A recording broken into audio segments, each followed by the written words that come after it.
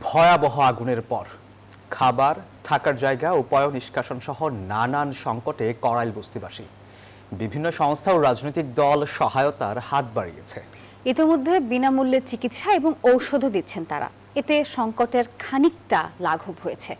সরকার ও বিত্তবানরাও এমন উদ্যোগ নেবে, এমনটাই আশা ক্ষতিগ্রস্ত বস্তিবাসীর। করাইল বস্তিতে 1500 ঘরে আর কিছুই অবশিষ্ট নেই। চারদিকে শুধু ছাই আর পুড়ে যাওয়া কাঠ, লোহার কঙ্কাল। আগুনের লেলিহান শিখা এত দ্রুত ছড়িয়েছে যে নিজেদের প্রাণ বাঁচাতে পারলেও কেউ রক্ষা করতে পারেনি নিজেদের ঘর বা সামান্যতম জিনিসপত্র। সব হারিয়ে এখন শুধুই শূন্যতা। এই ছাইয়ের স্তূপ সরিয়েই ভবিষ্যৎ খুঁজে নেয়ার চেষ্টা করছেন মালেকা। তার কপাল পড়ল 3 বার। ওদের স্বপ্ন পূরণে পাশে থাকতে পেরে আমরা গর্বিত। 3 বার বললে মানুষের জীবনে আর থাকে কি, সবই তো শেষ। কিন্তু আমরা মরি না, বাচ্চা লইছি, এটা আমরা দুর্ভাগ্য। 34 বছরের সম্পদ পড়েছে শাহানার। ক্ষতিগ্রস্ত বস্তিবাসীর অন্যদের অবস্থাও প্রায় একই। মঙ্গলবারের আগুনের পর থেকে খোলা আকাশের নিচে দিন রাত কাটছে তাদের। বিশেষ করে শিশু ও বৃদ্ধদের কষ্ট চরমে। আমার কিছুই নেই, আমি খালি মানুষ আছি, কয়টা আল্লাহ রাখছে বাঁচাইয়ে দুনিয়ায়। আর কোনো সম্ভব আমার জায়গা জমি ঘর বাড়ি কিছুই নেই। আমাদের বই খাতা সব পুড়ে গেছে, দেখে আমরা পড়তে পারতেছি না।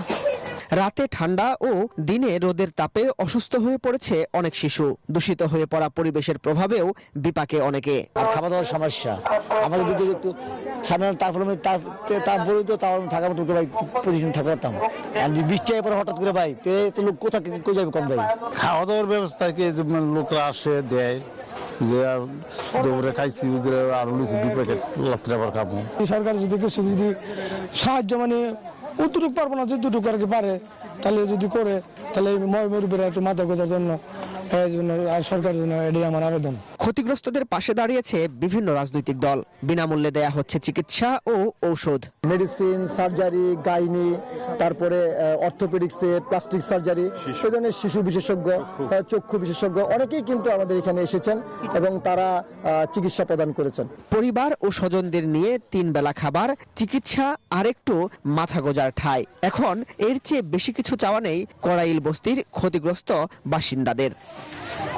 মাসুদ সুমন, নিউজ 24, ঢাকা।